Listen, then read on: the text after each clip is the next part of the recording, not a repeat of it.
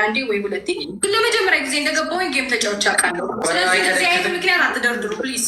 ማን ነው የምትፎግሩት? አሁንም አለቀቁማችሁ ጋይስ። አንድ ጊዜ ታገሱን ጋይስ። ታብታባችሁን እንዳታቋርጡ ጋይስ። ታብታባችን እንዳይቆም 27 ሚሊዮን ሼር አድርጉ እሺ። ትችላላችሁ።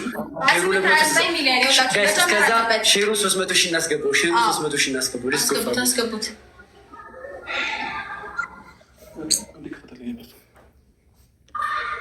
ሼሩ 300 ሺህ እኛ እናስገባው። አንተ እንደዚህ እናስፈራለን እንዴ? እኛ ሳቁባቸው ጋይስ። እኛ እንዳንዘናጋ ሳቁባቸው በእውነት እስከዛ አራት ላብ ነው ሙቃ ይመስላችሁ እንጂ መቼም የሚቀበሉ አይመስለኝም።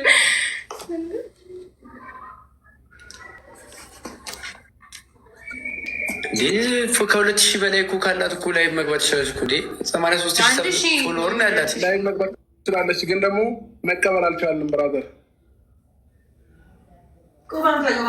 ምንድነው ታዲያ መፍትሄው? እንጠብቃችሁ። ካልሆነ በአንተ ግባ። ዛሬ እንደሆነ አልፋታም። ወደኋላ እንዳትሉ እሺ። በርታችሁም ከሆነ ኢትስ ኦኬ። አይ ነው ያስፈራል፣ ያስደነግጣል። ያለ ነው እዚህ ጋር ያለው 25 ሺህ ሰው ነው። አይኖ ትፈራላችሁ። በታብታቡላ ትሸንፋላችሁ። አይደለም በጊፍት ይገባኛል ስሜቱ።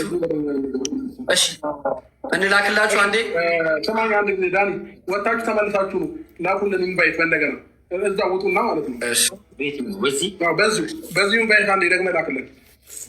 እሺ አይዞህ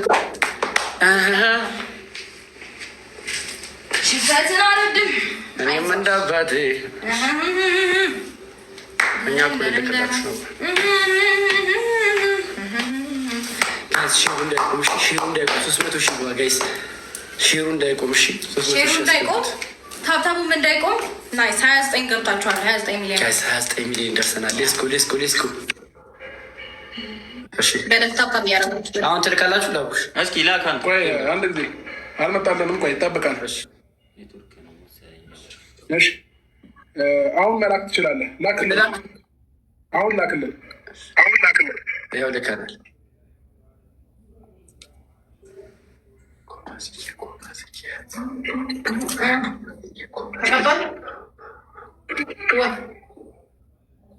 ፍራት አለኝ በዘመድ እንግዲህ አይዞን አብርሃምና ኤርሜላ ይገባኛል ጭንቀቱ፣ እረዳቸዋለሁ። በጣም ታብ እንደምትሸነፉ ታውቃላችሁ አይደለም? በጊፍት ግን ኧረ በቃ ጉሮሯችን ነቃ። ተቀበሉ ካልሆነ ለኛ ይጠቅመናል። ካልሆነ ደጃፍ የመጀመሪያውን ለማሸነፍ እንሞክር። አይ ነው የመጀመሪያውን እናሸንፍ። ይጠቅመናል የመጀመሪያው ማሸነፋችን። ከዛ ቀጣይ እንዝናናለን።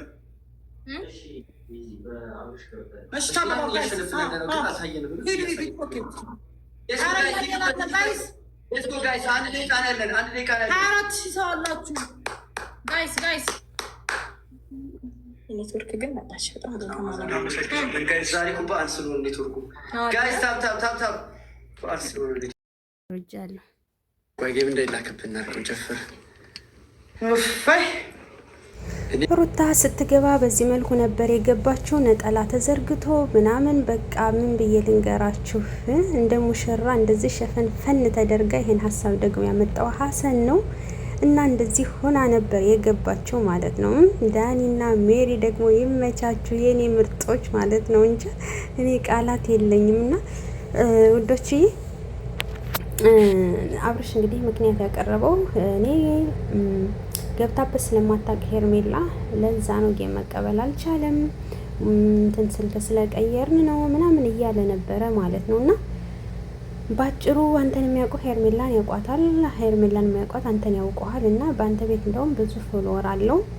ስለዚህ መስጠት ቢፈልጉ ይሰጡ ነበረ ማለት ነው። ሄርሜላ አንገቷ እንዳትደፋ ያደርጉ ነበረ። እንደ ወሬያቸው ከሆነ እንሰጣለን 10 አንበሳ 5 አንበሳ 20 አንበሳ እያሉ ነበር። ግን እንዳየነው ከሆነ የቀን የዴይሊ ጌም ራሱ እንደዚህ አይደለም። የቀጠሮ ጌም ራሱ አይመስልም ማለት ነው በጭራሽ። 10 ምናምን በመጨረሻው 20 ምናምን ሺህ ነበረ ሁለተኛ ዙር ላይ የተሰጠችውና በነገራችን ላይ እንግዲህ ሩታ ደግሞ የመለሰችው እኔም ለመጀመሪያ አንዴ ሁለቴ አዲሱኝ ገብቻለሁ ግን እንደናንተ አልሆንኩም ብላለች ማለት ነው። እና አንሰማም ምክንያቱን አንቀበልም ብላ እንግዲህ ተናግራለች። በስተመጨረሻም አብርሽ ደንግጦ ራሱን ነው የያዘው አይታችሁት ከሆነ ማለት ነው። እና እንደጠበቀው ከጠበቀው በላይ ነው ባጭሩ የሆነው። ደንግጧልም።